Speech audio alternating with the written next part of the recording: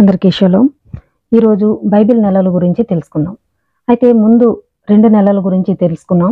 ఇప్పుడు 3వ నెల గురించి తెలుసుకుందాం. ఈ యొక్క 3వ నెలని షీవాన్ అంటారు. ఇది మే, జూన్ నెలలో వస్తుంది. అయితే ఇది ఎస్తేరు 8వ అధ్యాయం 9వ వచనంలో మనకి కనిపిస్తుంది. ఈ యొక్క బైబిల్ నెలలు, ఈ యొక్క 3వ నెలలో జరిగినటువంటి విషయాల గురించి ఈరోజు మనం తెలుసుకుందాం. ఇలాంటి అనేకమైనటువంటి విషయాలు మీరు తెలుసుకోవాలనుకుంటే నా ఛానల్ని సబ్స్క్రైబ్ చేసుకోండి. ఈ షీవాన్ 3వ తారీఖున జరిగినటువంటి విషయాల గురించి ఇప్పుడు మనం తెలుసుకుందాం.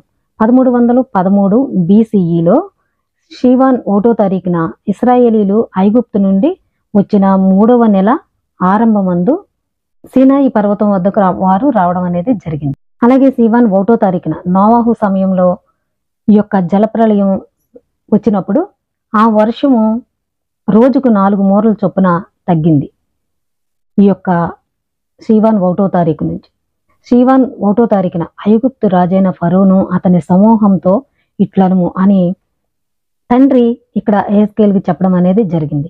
ఇది ఎప్పుడు చెప్పబడింది అంటే ఎహెజ్కేలు 31:1లో ఉంటుంది. 423 BCE షీవాన్ 1వ తారీఖున ఈ యొక్క విషయం అక్కడ చెప్పడం అనేది జరిగింది. అలాగే షీవాన్ 2వ తారీఖున మోషే సీనాయి పర్వతం పైకి వెళ్ళాడు. అక్కడ తండ్రి మోషేతో, మీరు నా మాట విని నా నిబంధనను అనుసరించిన ఎడల దేశ జనులలో నాకు స్వకీయ సాంపాద్యమవుదురు, నాకు యాజక రూపకమైన రాజ్యముగాను పరిశుద్ధమైన జనముగాను ఉందురని చెప్పుము అని ఇక్కడ తండ్రి మోషేతో చెప్పడం అనేది జరిగింది. అదే రోజు వచ్చి మోషే ప్రజలకు కూడా తెలియజేయడం అనేది జరిగింది. ఎప్పుడు?